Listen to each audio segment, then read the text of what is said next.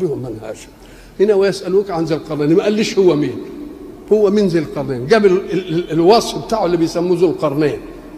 قرنين لأن تاجه كان له بتاعتين كده، ولا قرنين لأنه راح لقرن الشمس في الغرب، ولا قرن الشمس إيه؟ احنا نقول حتى إذا بزغ قرن الشمس، مش بنقول كده في التعابير؟ يبقى ذي القرنين يعني راح الغرب وراح الإيه؟ الشرق. مين هو؟ أهل العلماء بقى قعدت إيه تقول؟ أهو الإسكندر المقدوني؟ لكن ده الكلام هنا عن رجل مؤمن، أما من آمن وعمل صالحا فله وله وله. والإسكندر المقدوني كان وثني وتلميذ أرسطو الفيلسوف، اتنفت دي. طيب الراجل بتاع ايه؟ ذي كرب بتاع اليمن، ولذلك يسموهم ذي يزن، جد تبع. يا ترى هو قورش؟ فاختلفوا فيه، اختلافهم في تشخصه ملوش لازمه، لان كنتوا عايزين تشخصوه ليه؟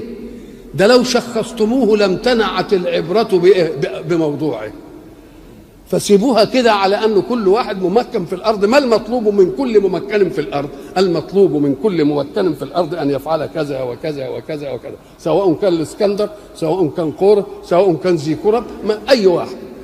إذن فتعبهم التاريخ في إنه لو أراده الله أن يعرفه كان عرفه لنا. ولذلك رحم الله سيدنا الشيخ عبد الجليل عيسى رجح أن يكون قورش لأنه كان رجلا صالحا من فارس، واخذ هذا الكلام عن ابو الكلام ازاد وزير الهند بتاع المعارف، لانه عمل تحقيق فيه وقالوا ان هو ايه؟ قورش بتاع فارس. برضه ما يهمنيش هو مين، ما يهمنيش انا، يهمنا الايه؟ يهمنا الوصف بتاعه، والذي يجازيه يعلم من هو. اللي بيجازيه واللي بيتكلم عنه عالم هو مين. طب انا هعرفه، انا اعمل له ايه؟ انا ماليش دعوه، انا عايزه اسوه، والاسوه لا تشيع الا اذا كان غير ايه؟ غير مشخص. ويسألونك عن ذي القرنين، عن قصته، عن خبره، عن تاريخه، عن المهمة اللي عملها. قل سأتلو عليكم منه ذكرى. سأتلو شرف ذي القرنين إن ربنا هو اللي يأرخ له. إيش هذا؟ ويأرخ له تاريخ يوجد في القرآن، ويوجد في القرآن متحدى به ومتعبد بتلاوته، ويجيبوا كده بالشكل ده، ويظل ذكره إلى أن تقوم الساعة في القرآن، ويظل أثره فيما عمله أسوة لمن يعمل مثله ومن انتفع بخدماته. كل دي يقولوا على سكان ليدل على أن العمل الصالح مذكور عند الله قبل أن يذكر عند الخلق. والآن اللي حاتلوا عليكم، وما دام حاتلوا عليكم أني، وقرآن يتلى ويتعبد بتلاوته، وقرآن محفوظ، لأنه لما يعملوا واحد تمثال يمكن التمثال يقع، يمكن يقدم، يمكن يعملوا له مش عارف بيت لكذا ومش عارف ايه هو، يعملوا له كتاب يمكن يبلى. لا، أنا هخلد ذكره بكلام ايه؟ بكلام مني، وفي القرآن المتحدى به والمتعبد بتلاوته، واللي الناس هيقروه في الايه؟ وأنا اللي حافظه. يبقى ده ذكر ايه ده؟ أي ذكر هذا؟ والذكر احنا قلنا في القرآن كلمة ذكر بترد أيضا لمعاني متعددة. لا. ويسألونك عن ذي القرنين قل سأتلو عليكم منه ذكرى، يعني منه، مش عدلكم تاريخه كله، لا، حتة ايه؟ حتة منه كده. إنا مكنا له في الأرض. إنا ما معنى التمكين في الأرض؟ التمكين أننا أعطيناه إمكانيات يستطيع أن يصرف بها كل أموره التي يريدها، لأنه مأمون على تصريف الأمور على حسب منهج الله. إنا مكنا له في الأرض. ولذلك ربنا في آية أخرى يقول ولقد مكنا ليوسف في إيه؟ في الأرض يتبوأ منها حيث إيه؟ حيث يشاء. يبقى التمكين معناها إيه؟ إعطاء إمكانيات لكل غرض يريده فيصرف به الأمور. ليه مكناه؟ لأنه يصرفها على حسب منهج الحق ومنهج الإيه؟ مأمون على أن تكون عنده الإمكانيات. إنا مكنا له في الأرض وآتيناه من كل شيء يريده، يعني من كل شيء يريده سببا يوصله إلى ما يريد. أي حاجة يريدها ادانا له أسبابها. وهو ساعة ما سمع كده اتبع الأسباب ليصل إلى الغايات. ما سابش الأسباب ويروح للغاية، لا، احنا أعطيناه إيه؟ الأسباب. ولما أعطيناه الأسباب أي الوسائل التي توصله إلى المراد من غاياته. هو عمل إيه؟ خد الحكمة دي والعظة والتمكين ونفذها. كل ما يعوز حاجة يروح لها يأخذ بمين؟ يأخذ الأسباب. إنا مكنا له في الأرض. وكلمة في الأرض معناها أول ما توحي بشيوع السياحة، مش مكنا له في الحتة دي ولا لا، مكنا له في الأرض، ساعة ما يروح في أي حتة يقدر يوصل. إنا مكنا له في الأرض وآتيناه من كل شيء سببا. أعطناه من لكل شيء يريده سبب يوصله إليه. وماذا صنع هو؟ فاتبع إيه؟ السبب. لا يذهب إلى الغاية إلا بالوسيلة اللي ربنا عملها له. طب حتى إذا بلغ مغرب الشمس وجدها تغرب في عين حمئة. إذا بلغ مغرب الشمس يبقى دليل على إنه ما كانش في الحتة دي، جاي من حتة تانية. ما دام جاي بلغ مغرب الشمس يبقى جاي منين؟ من المشرق. ما دام جاي من المشرق يبقى يتنقل من المشرق يروح لإيه؟ للمغرب. طيب وهل الشمس تغرب؟ هي تغرب في عين الرائي في المكان الواحد. يعني احنا وقفنا كده نشوف الشمس ساعة المغرب نقول لك ده بتغرب في الجيزة مثلا، ولا بتغرب في الإسماعيلية، ولا بتشرق من هنا. لكن لو مشينا للجيزة نلاقيها بتغرب بعد كده، مشينا لكده نلاقيها تغرب بعد كده، مشينا للإسكندرية نلاقيها تغرب عند اسكندرية، مشينا نلاقيها تغرب في البحر.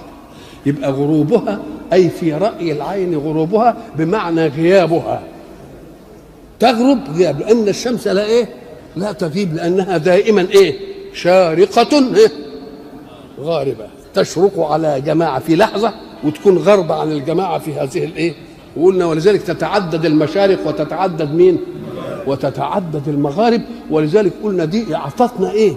أعطتنا دوران ذكر الله في بكل الألسنة في كل الأوقات بكل الأوقات.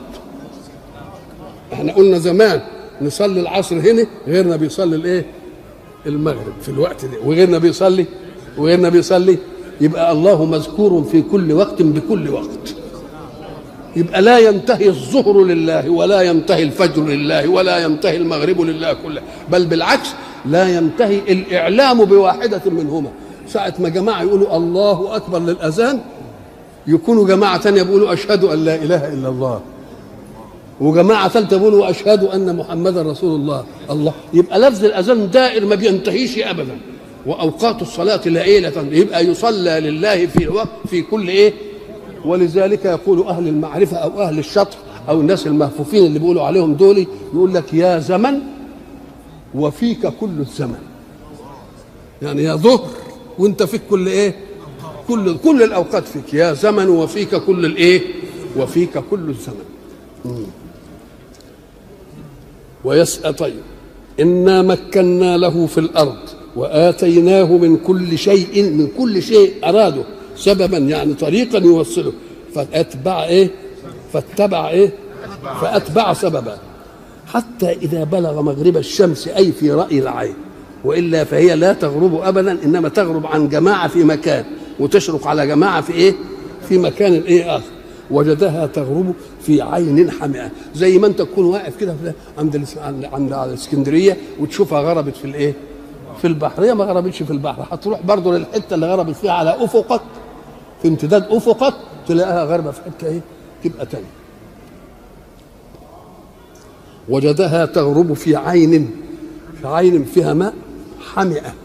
احنا قلنا في الحمأ المسنون حمأ الطين الذي اسود لكثرة وجوده في الماء ايه؟ يسود. وقالوا بقى التحقيق اللي عمله ابو الكلام آزاد ووافقوا عليه فضيلة المرحوم الشيخ عبد الجليل عيسى جزاه الله خير، وافقوا قال لك عند حتة اسمها أزمير اللي موجودة دي، هناك العين الحامئة وهناك مش عارف ايه، وهناك تغرب في عين حمئة. ووجد عندها يعني على شط العين قوم. طيب قلنا يا ذا القرنين إما أن تعذب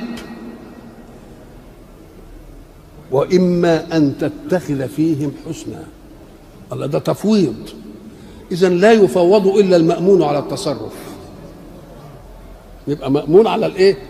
قال له إما أن تعذب ليه؟ لازم كانوا كفرة، كانوا وثنيين، كانوا مش مؤمنين بإله. قال يتخذهم بكفرهم يتتخذ فيهم حسن. ما هو وجه الحسن الذي يريد الله أن يتخذه؟ يعني هبهم من أهل الغفلة ويقعد يقول لهم على الدين ويقول لهم دي كذا ودي كذا ودي كذا ودي كذا، وبعدين اللي تلاقيه مصر يبقى أعذبه، واللي تلاقيه محسن يبقى إيه؟ أحسن إليه. فإذا هنا تفويض من الله، إما أن تعذب وإما أن تتخذ فيهم إيه؟ حسنا، يعني أمرا إيه؟ حسنا. إيه اللي هو؟ تاخذهم بالعظة والعظة الحسنة وتعرفهم، وبعد ذلك تبقى تحكم على تصرفاتهم فيما بعد. ليه؟ لجواز أن يكونوا من أهل الغفلة ولا حد قال لهم حاجة ولا حد قال لهم حاجة. قال أما من ظلم فسوف نعذبه. أي فسوف دي ادتني على إن فيه إيه؟ لأنه لو كان هيروح لهم كده وللكافر ويروح عامله كان يقول إيه؟ نعذبه أو سنعذبه إن كان الزمن، إنما فسوف أنا هدي لهم مهلة بقى. سوف دي تدي تسويف شوية، المهلة اللي إيه؟ اللي هيتخذ فيهم حسن عشان يوعظهم ويفهمهم الأمور المطلوبة من الله. قال أما من ظلم فسوف نعذبه. وإحنا قلنا الظلم أنواع، ظلم في القمة إنه يعمل الله شريك، إن الشرك لإيه؟ لظلم عظيم. وإن كان هيؤمن ويظلم فيما دون ذلك، أما من ظلم نعمل فيه إيه؟ فسوف نعذبه. إذن سوف دي ادت لنا فترة الإيه؟ الحسن اللي هو هيعمله وياهم. ثم يرد إلى ربه فيعذبه. يعني إحنا مش هنعذبه على قدر ما فعل، إحنا هنعذبه عقوبة دنيوية. والعقوبات الدنيوية معمولة ليه؟ علشان موازنة حال المجتمع. لأن اللي مش مؤمن بالآخرة أقعد أثنى خوفه بالآخرة، طب هو مش مؤمن به يعمل إيه؟ ساعة ما يكونش يعمل اللي هو عايزه ولا لأ؟ فنقول نديله عذاب، وإن الذين عذابا دون ذلك، قبل كده نديله شوية عذاب. العذاب دي يعملها إيه؟ حتى هذا العذاب يعمله الأمم التي لا تؤمن بإله ولا تؤمن بقيامة ولا بتعمل لهم عذاب، عقوبة ولا مش عقوبة؟ أما من ظلم فسوف نعذبه ثم يرد إلى ربه فيعذبه عذابا نكرا. الشيء النكر والمنكر اللي ما ألفناش، اللي ما اعتدناش، لأننا إن عذبنا فسنعذب بقدرتنا وطاقتنا، ولكن الله سيعذب في الآخرة. يبقى يعذب بإيه؟ يبقى عذاب مش معروف لنا لأنه خاضع لقدرته في الإيه؟ في التعذيب. أما من ظلم فسوف نعذبه ثم يرد إلى ربه فيعذبه عذابا نكرا، يعني غير مألوف لنا. وأما من آمن وعمل صالحا فله جزاء الحسنى، نديله الجزاء الايه؟ الحسن. وسنقول له من أمرنا يسرا، يعني نقول له كلام طيب نشجعه. لما نكلفه بقى نكلفه بالأمر اليسير مش الشك عليه. كل دي يبقى إذن هنا اتعمل عملية الايه؟ الجزاء. عملية الجزاء اللي هي ميزان المجتمع. مجتمع بلا جزاءات ينتهي إلى فوضى وينتهي إلى تسيب، كما نرى نحن لما ما نعرفش أي وزير ولا أي مدير يقدر يعاقب واحد، خلاص تفسد المسائل ولا ما تفسدش. ويمكن معاناة سوء الإدارة في مصر الآن من إننا ما بنقدرش نعاقب واحد. ما دام ما بنقدرش نعاقب واحد يبقى كل يحصل تسيب ولا ما يحصلش تسيب؟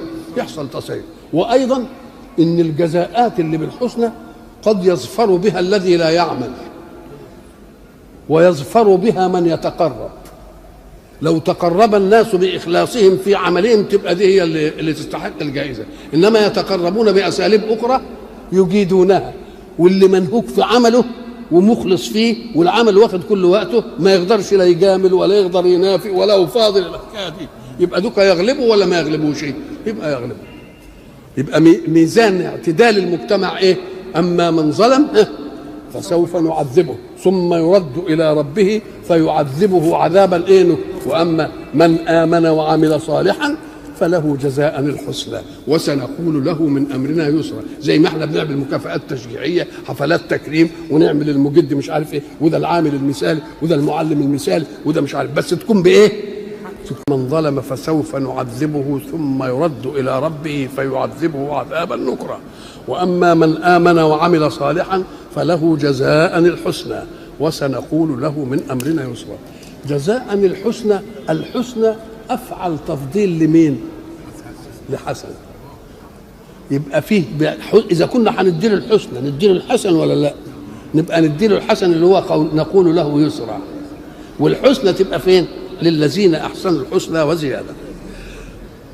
ثم اتبع سببا، راح لحاجه تانية بقى، حتى اذا بلغ مطلع الشمس، زي ما قلنا مغرب الشمس نقول مطلعها، هي دائما ايه؟ طالعه، مش بتطلع من مكان، كل واحد له مطلع، وكل واحد له ايه؟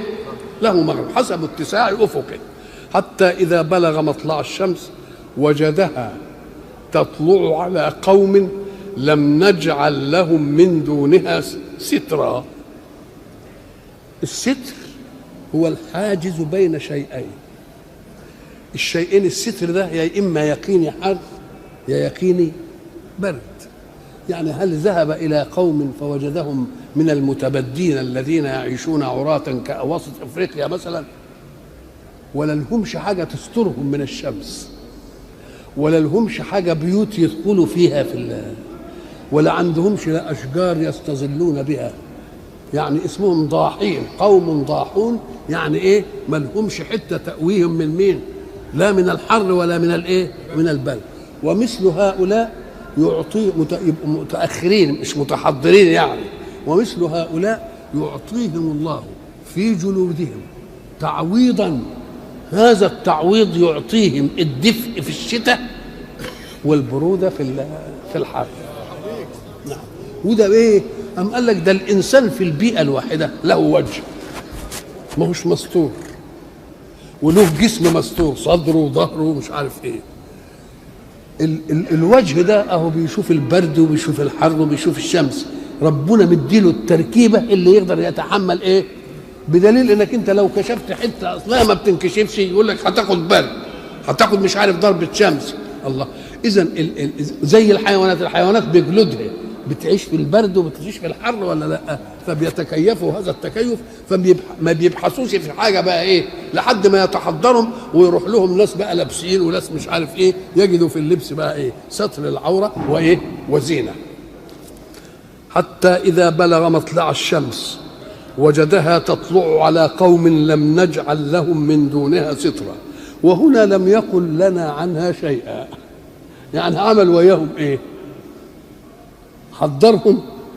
إن قسناها على ما فعل كده نقول ده بقى حضرهم ورقاهم وعمل لهم اللي ما ينعمل، لأن دي اللي ما عملوش فيها حاجة. وبعضهم قال إنه راح إلى مكان من الأماكن اللي يومها 3 أشهر أو نهارها 6 أشهر، ما في حتت نهارها كام؟ فالفترة اللي صادفه ما لقاش أبدا الشمس غايبة عنهم، ما جادش لهم إيه؟ لستر، يبقى راح في الشمال كمان شويه. كذلك وقد احطنا بما لديه خبرا. كذلك وقد احطنا بما، يعني ذهب كذلك زي ما ذهب للمغرب ذهب لمين؟ للشرق. ثم اتبع سببا حتى اذا بلغ بين السدين وجد من دونهما قوما لا يكادون يفقهون قولا. السد هو الحاجز بين شيئين، والحاجز إما أن يكون أمر طبيعي موجود في الطبيعة وفي البيئة زي الجبال سد تحول هذا من هذا، وبين السدين يبقى فيه جبلين وفيه فجوة بينهم، فيه جبلين وفيه فجوة بينهم، الفجوة دي هي اللي هيجي منها الشر للقوم. حتى إذا بلغ بين السدين أي الجبلين وجد من دونهما قوما لا يكادون، يعني من دونهم تحتها كده قوما لا يكادون يفقهون قولا، ما بيعرفوش يتكلموا خالص. طب ازاي يقول لا يكادون يفهمون قولا؟ يبقى لا يقولون، لان اللي يقدر يفهم يقدر يتكلم، ودول لا بيتكلموا ولا لا بيقولوا كلام ولا يفهموا هنقول ايه. طب كيف تفاهم معهم مع ان الله في هذه الايه اثبت لهم قولا؟ قالوا يا ذا القرنين ان ياجوج وماجوج مفسدون في الارض. فهل قالوا كلام كتير؟ طب ازاي ده؟ مع لا يكادون يفقهون قولا. لو ان عايز يعمل اي عمل كده بر وعتب زي ما بيقولوا، كان ما دام ما بيعرفوش يتكلموا خلاص هيعمل ايه؟ اما لا، احتال على ان يجعل من حركاتهم كلاما ويفهمه وينفذ اللي هم عايزينه. ودي بنشوفها لما بنشوف الاخرس اللي ما بيتكلمش يقدر يتفهم ولا ما بيقدرش يتفهم، وفيه ناس بتفهم عنه ولا لا وترد عليه وتكلمه. احنا مره ماشيين في شارع خيرت في سنه 38، وكنت انا والمرحوم طاهر ابو فاشا والاستاذ حسن جاد اطال الله حياته والاستاذ محمد عبد المنعم خفاجي، وماشيين في شارع خيرت، ومن لقينا راجل بتاع فول وعنده ضجه وهيصه والناس عماله تضحك ومش عارف ايه. قمنا وقفنا نتفرج نشوف ايه، فوجدنا واحد اخرس وواحد له هندام كويس كده وباقع الفول، وبعدين وقفنا نتفرج. فالواد قاعد يحكي، فلما قعد يحكي يعني ايه؟ جعان، راح يجيب قرص عيش وشويه ايه؟ فول، كل عمل كده. يبقى اكل ولا ما اكل؟ فهمنا ولا ما فهمنا؟ فهمنا. احنا واقفين بقى مبسوطين من الاداء الاداء المعبر.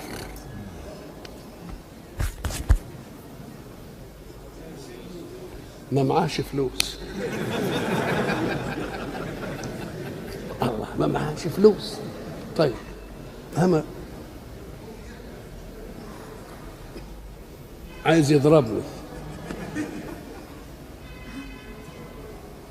يعني جه راجل ايه له هندام ومحترم. فهمنا ولا ما فهمناش؟ فهمنا. ولما يجي يتكلم على راجل يعمل كده وعلى ست يعمل كده يفهمنا. يبقى اذا هم بيقول لا يكادون يفقهون، لا يقربون من ان يفهموا، مش ما يفهموش، يعني ما فيش امل حتى في انهم يفهموا. ومع ذلك حكى الله عنهم قولا. فكيف حكى القول؟ يبقى المراد بالقول الثاني دي دلالة معبرة تعبير القول. شوف بقى باله طويل لحد ما يعرف من طيب هو بيقولوا ان ياجوج وماجوج مفسدون في الارض، هم في الدون كده في الناحيه دي، يعني ورا الجبل دي، يعني ناس يضربونا ويتعبونا. الله، يعني اعمل لنا سد لنا الفتحه دي واحنا نديك في ايه؟ فلوس. الله، هو شور لهم الله ده. كل دي اهيد القول، لان ما دام ربنا قال لا يكادون يفقهون قولا يبقى معناه لا يقربون من الفهم، وما دام لا يقربوا من الفهم يبقى ما يفهموش من باب اولى. طب فكيف قالوا؟ قالوا دلاله.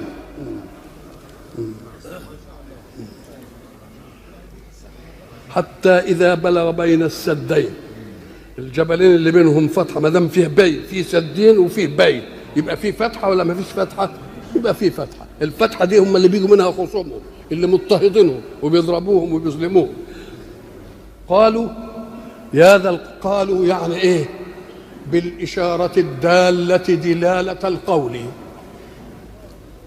يا ذا القرنين إن يأجوج ومأجوج مفسدون في الأرض، فهل نجعل لك خرجا على أن تجعل بيننا وبينهم إيه؟ سدا. نعمل لك خرج يعني إيه؟ زي ما نقول خراج، يعني نخرجه من معنا فلوس ونديها لك أجرة الإيه؟ العمل. وقلنا برضو إنهم هم قالوا كده، هو قال لهم لا كتير، يعني أنا عندي كتير. قال ردا عليهم، ما هم ما يفهموش القول برضه، يبقى لازم يعمل برضه زي الاخرس، وقعد يفهمهم برضه زي ما قعدنا نتفاهم كده. قال ما مكنني فيه ربي خير، انا عندي خير كتير واللي ربنا قال إنا مكنا، وعنده اشياء كتير، فاعينوني بقوه، انا عايز طاقه بشريه بس تعمل، فاعينوني بقوه اجعل بينكم وبينهم ردما. هنا نفهم ان المعونه من الممكن في الارض المالك للشيء يجب ان تكون حسبة لله. هذه اول حاجه، حسبة لله، ما مكنني فيه ربي خير. وانك لا تعين معونة تحوج الذي تعينه الى ان تعينه كل وقت.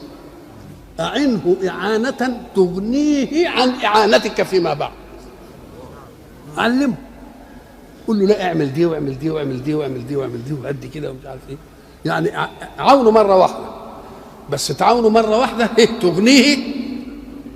يعني بدل ما تدي الواحد مثلا حاجه ويروح يفرتكها في الاكل ولا في الشرب، لا اعمل له حاجه تدر عليه، تبقى انت عملت ايه؟ اعنته اعانه مستمره لها طول، لها نفس، لها عمر. انما تعينه كده مره واحده. فقال طيب وعينهم مره واحده. قال احنا هنعاونهم مجانا، يبقى هم يدونا اللي عندهم ايه؟ قوه بشريه. اعينوني بقوه. ولما تعينوني بقوه السد يقدر يسد سد اصم. السد الاصم ده عيبه ان اذا حصلت رجه في جهه ترج الجهه الثانيه، يقوموا يعملوا ايه؟ يجيبوا له كامل، يعملوا في مباني هنا جامده ومباني هنا جامده ويحطوا ايه؟ تراب. لما تيجي ضغطه من ناحيه تبقى زي الايه؟ زي السوست، ما يتاثرش. قال لهم ده انا مش هعمل لكم سد، ده انا هعمل لكم ردم. ردم دي ايه؟ انك انت تقعد تحط في الحفره، تقول لك الحفره دي ردمتها، يعني قعدت تمرمي في الحفره ردم فوق ردم فوق ردم فوق ردم لحد ما سويتها بالايه؟ لحد ما سويتها بالايه؟ بالارض. ولذلك تيجي تعاتب واحد في حاجه ومش عايز يسمع، يقول لك اردم على الحكايه دي، اردم عليها، مش عايزين نسمعها. فهل نجعل لك خرجا على ان تجعل بيننا وبينهم سدا؟ قال ما مكنني فيه ربي خير فأعينوني بقوة. إعانة إيه؟ لأنني بعمل لكم، تبقى تعاونوني بإيه؟ بقوة وإخلاص. آتوني زبر الحديد. طب هنعاونك، هو وياه جيش ووياه قوة ووياه ممكنة. شوف الرحالة ده بيبقى معاه إيه؟ آلاته ورجاله وعدده وكل حاجة وقوته وكل حاجة، لكن قال إيه؟ أعينه. كان يقدر يجيب اللي وياه يقول لهم إيه؟ ابنه. لا، هم اللي يبنوا. ليه؟ علشان يقول لك ما دمت قادرا على شيء فلا تكن محتاجا لشيء. أنت قادر اعمل، ولا يكلف الله نفسا إلا وسعها، لا يكلف الله نفسا إلا ما أتاها، وما دام اداك قوة وتقدر تعمل اعمل. آتوني زبر الحديد. الزبر زي ايه؟ غرفه وغرف، جمع زبره اللي هي ايه؟ القطعه من الحديد الكبير. القطعه من الحديد الكبير دي بتمثل عندنا دلوقتي في المعمار الحديث الزلط. شوفوا عملوا ايه؟ حديد، ومش حديد وبس، قال وبعدين هاتوا النار واوقدوه حتى تحمر كده وتنصهر، وبعدين مش هيحط اسمنت يملي الفجوات، لا، هات نحاس مذاب واغلوا النحاس المذاب وحطوه كده عشان يتقلل الفجوات اللي بين الايه؟ اللي بين. شوف المسلح بقى اللي عمله. اتوني ايه؟ زبر الحديد. صدفين. صدفين جمع صدف. الصدف هو الجانب. سأصرف عن آياتي الذين ايه؟ يصدفون يعني ايه؟ الجانب، ياخدوا منا جانب. يبقى الصدف هو الجانب، وما دام جبلين كده زي ده وده كده يبقى بينهم ايه؟ الفجوه دي. عايز هو يعمل الفجوه دي، جاب الحديد ووضعه وخلاهم يعملوا ايه؟ ساوى بين الصدفين. ساوى بين الصدفين يبقى بين الجانبين. ساوى يعني ايه؟ ادى مباني او ادى حديد في علو الايه؟ الجبلين. وبعدين قال هاتوا لي ايه؟ افرغ عليه ايه؟ قطره. قطر ده هيتخلل الايه؟ زي الاسمنت لما بيبقى ممرقه كده ويدخل في الايه؟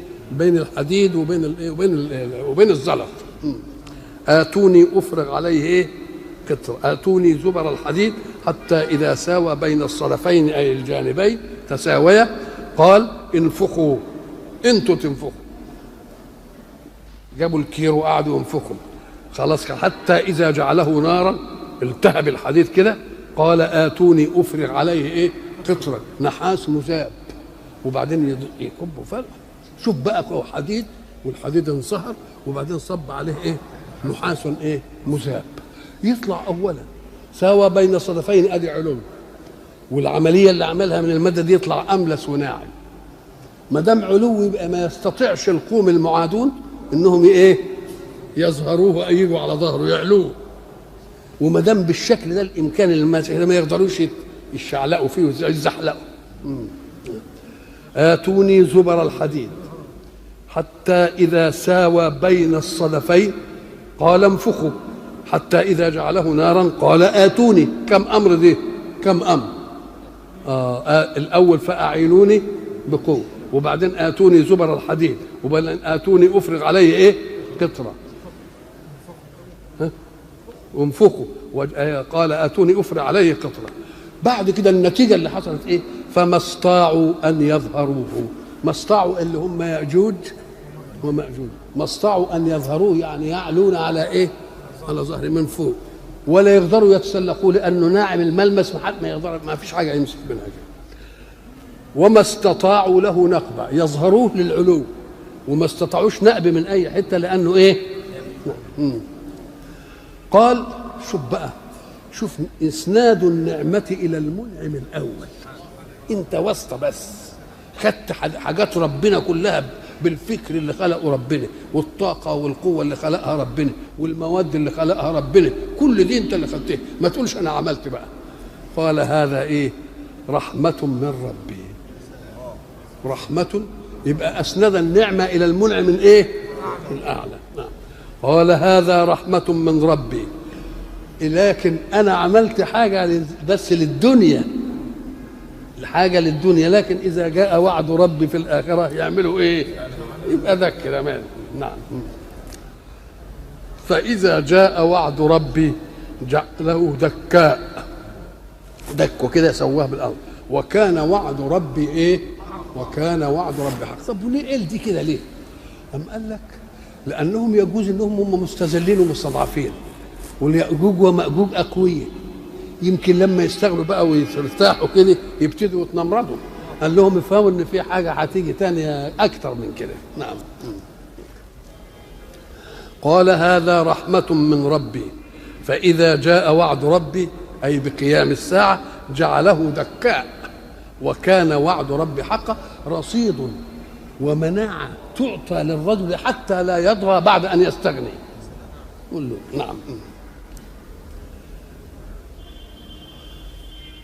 قالوا بقى إن المكان ده اللي هو في حتة اسمها بلخ، الآن موجودة بلخ دي، والجبلين هم جبال القوقاز، وجبالين القوقاز فيهم صحيح فجوة ومبني فيها، واللي عملها قورش قلنا، ودي حتة بين بحر قزوين وبين البحر الايه؟ بين البحر الأسود، تحقيق الأخير يعني. فإذا جاء وعد ربي جعله دكاء، وكان وعد ربي حقا، وتركنا بعضهم يومئذ يموج في بعض. بعضهم يموج في بعض، اللي كانوا خايفين واللي مخوفين والبتاع بقى اختلاط القيامة بقى ايه؟ زي الموج، اختلطوا بايه؟ بعض، حابل بالنابل، المسألة خلاص عين الحساب الايه؟ كل واحد مشغول بايه؟ بنفسه. وتركنا بعضهم يومئذ يموج في بعض، ونفخ في الصور فجمعناهم جمعا.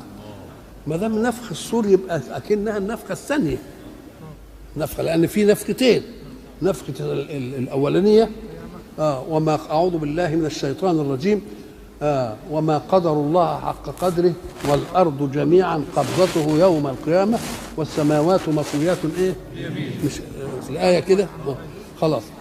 وبعدين قال ونفخ في الصور فصعق من في السماوات ومن في الارض الا ما شاء الله، ثم نفخ فيه ايه؟ اخرى فاذا هم قيام ايه؟ ينظرون. يبقى اذا فيه نفختين، نفخه الصعق ونفخه الايه؟ القيامه والايه؟ والبعث. وقلنا ان صعقه يعني ايه؟ جات له صاعقه كده، والصعق قد يكون مميتا وقد يكون مغميا، يعني يجعل الواحد يبقى عنده فتره اغماء صعقتين. فالصعق الايه المميت يعني اهلكوا بالصاعقه، يعني صعقه مميته. ولكن مثلا سيدنا موسى على نبينا وعليه السلام قال ايه ولما جاء، اعوذ بالله من الشيطان الرجيم، ولما جاء موسى لميقاتنا وكلمه ربه، ما دام كلمه اما يعني طمع شويه، قال له ربي ارني انظر اليك، مش كده؟ قال لن تراني ولكن انظر الى الجبل فان استقر مكانه فسوف تراني. فلما تجلى ربه للجبل جعله ايه؟ دكا. الله، اذا كان الجبل اللي تجلى عليه، الجبل اللي هو اصلب من الانسان، حين تجلى الله عليه دك. الله، خر موسى صاعقه. اذا كان صاعق من رؤيه المتجلى عليه، فكيف يطيق يتحمل رؤيه المتجلي؟ يبقى ربنا عمل له المثل، قال له انا مش ضنين عليك، بس شوف الجبل وانت عارف قوته وعارف ثباته وعارف صخره وكل حاجه، شوفوا ان استقر مكانه تبقى انت يخليك. فلما تجلى ربه له، يبقى اذا لا يمنع القران ان يتجلى الله على الخلق، بس هل نتحمل ولا ما نتحملش؟ فقال دي الصوره هي، انا تجليت على الجبل ايه؟ فاندك. يبقى انا رحمه بيا اني ما بتجلاش ولا لا؟ بعدين انا هخلقكم خلقه اخرى في الاخره تبقى صالحه لان اتجلى ايه؟ وجوه يومئذ ناظره الى ربها، لانني هاعدكم اعداد تاني، والاعداد التاني هيبان في كل حاجه، تقتاتون ولا تتغوطون. طب وده ازاي دي؟ ايه بتبقى تحصل ازاي دي؟ الله، ما دام تقتات ولا تتغوط يبقى عمليه تانيه خالص ولا لا؟ يبقى انا اعدك اعداد لترى. ولذلك كان سؤال موسى سؤال علمي دقيق، ارني انظر اليك. يعني ايه؟ ان تريني انا بطبيعتي ما اشوفش التكوين اللي فيها، انما ان اردني اشوف. فربنا قال له طيب شوف الجبل فان استقر مكانه فسوف تراني. يبقى موسى ايه؟ صعق. يبقى الصعقه إيه؟ صعقه الاغماء، صعقه الدماغ اللي افاق بعضها. ولذلك هيجي في الحديث وبعدين يقول انا اول من تقع عشان شقوا على الارض، وبعدين اجد موسى ماسك بالعرش كده وصعق قبلي. فقالوا لا، اصل هو صعق مره ولا يجمع الله على عبد صعقتين.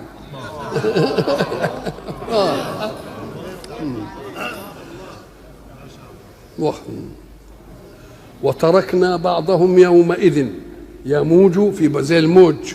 الموج ما تقدرش تحكم ذرات الماء فيه ابدا ابدا.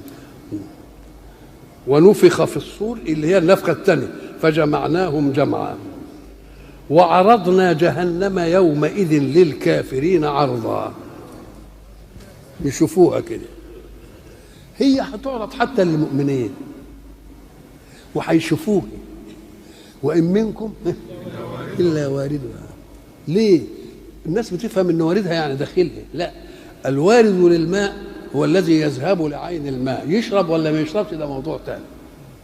طب وليه؟ قال لك لان الصراط اللي هنمشي عليه مضروب على ظهر جهنم، علشان المؤمن بقى لما يفوت كده ويشوف النار يقول يا سلام بقى الايمان نجاني من الملعونه دي، ده الايمان عمل فيا كبير. يبقى ايه؟ ولذلك ربنا بيفكرنا يقول ايه؟ فمن زحزح عن النار وادخل الجنه فقد فاز. يبقى لما يدخل الجنه كده بس، انما لما يشوف النار اللي الايمان نجاه منها يبقى اذا دي مساله عمليه. يبقى المؤمن هيشوفها، بس هيشوفها عشان ايه؟ عشان يفهم الفرق بين ما اداه له الايمان وبين ما يؤديه لهم الكفر. وعرضنا جهنم يومئذ للكافرين عرضا. بس العرض بقى بتاع الكافرين هيبقى معه حسرة الكافر لانه فاهم انه هيدخلها ايه؟ هيدخلها. ولذلك قلنا عند قوله سبحانه أعوذ بالله من الشيطان الرجيم ألهاكم، بسم الله الرحمن الرحيم، ألهاكم التكاثر حتى زرتم المقابر. مش كده ولا لا؟ كلا ايه؟ ثم كلا كلا لو تعلمون علم اليقين لترون الجحيم. لو كنتوا بتاخدوا العلم اليقين مني انتوا هتشوفوا النار خلاص. ثم لترونها عين اليقين. احنا بنديكم علم يقين، بنقول لكم في نار وفي كذا وفي كذا وفي كذا، ده علم بنقول لك الصوره العلميه. انما ساعه ما تشوفها تبقى شفت عينها، الصوره الايه؟ العينيه. وبعدين والعياذ بالله هم اللي هيدخلوها بقى. ما جابش ايه؟ ثم لترونها عين الايه؟ يقين ثم لتسالن يومئذ عن الايه؟ في السوره الثانيه فلا اعوذ بالله من الشيطان الرجيم فلا اقسم بمواقع النجوم وانه لقسم لو تعلمون عظيم انه لقران كريم في كتاب مكنون لا يمسه الا الايه؟ المتنزل من رب العالمين. مش كده؟ فلولا ان كان ايه؟ الحلقوم وانتم حينئذ تنظرون ونحن اقرب اليه منكم ولكن لا تبصرون. فاما ان كان من المقربين فروح وريحان وجنة، واما ان كان من اصحاب اليمين فسلام لك، واما ان كان من المكذبين الضالين فنزل من حميم. يبقى دي حق اليقين بقى ولا لا؟ يبقى في علم يقين وعين يقين وحق يقين. فصلناها زمان، قلنا ان علم اليقين الصورة العلمية وتصدقها او لا تصدقها. ربنا يقول لك في نار في الاخره هتبقى صلاتها كده، ده علم خلاص. وبعدين لما تروح في الاخره كده وتمر على صلاه وتشوف ايه، تبقى دي اسمها ايه؟ عين. احنا والحمد لله المؤمنين مش هيشوفوها حق اليقين بقى. مين اللي هيشوفها؟ اللي هيصلاها بقى هو يبقى حق الايه؟ اليقين. وضربنا مثل زمان لان انا اقول لك مثلا انا في بلد اسمها نيويورك، ونيويورك فيه انا طحال سحاب وعلى 7 مش عارف جزر، وقاعد اديك صوره بقى عنها. وبعدين دي صوره علميه وانت صدقتني يبقى عندك علم يقين. ركبنا مره في الطياره واحنا رايحين مثلا حته كده فقلت لك اهي نيويورك اللي كنا بنقول عليها ايه، يبقى ده اسمه ايه؟ طب ما تيجي نبات فيها ليله كده ونقعد ونشوف مش عارف ايه، يبقى ده حق الايه؟ حق اليقين. وعرضنا جهنم يومئذ للكافرين ايه؟ عرض. طب وايه عرضناها عرض؟ قال لك ما هيشوفوها المؤمنين، انما هنا العرض بقى اللي هو فيه ايه؟ الذين كانت اعينهم في غطاء عن ذكري. اعينهم في غطاء عن ذكري يعني وعلى ابصارهم ايه؟ غشاوة. ادي وسيله ادراك الرؤيه. وايه كمان؟ وكانوا لا يستطيعون سمعا. لا يستطيعون سمعا. قال لك ازاي؟ طب هم بيسمعوا، ما بقول لك واذا سمعوا ما انزل الى الرسول مثلا بيسمعوا، مش كده ولا لا؟ قال لك ده السمع المفيد، يعني بينفروا من السماع. زي يجي واحد يحدثك حديث كده ما يجيش يقول لك يا شيخ تسكت، والله ما انا هسد وداني، انا هحط ودني من طين وودني من ايه؟ وودني من عجين. الكلام ينفذ من هنا ويطلع من هنا، يبقى ما نسمعش السماع اللي هو المفروض فيه اننا ناخد منه العظه والايه. فاذا نفي عنهم السماع يبقى هذا السماع، انما اذنهم موجوده ولا لا؟ واجهزتها موجوده ولا لا؟ والى لقاء اخر ان شاء الله.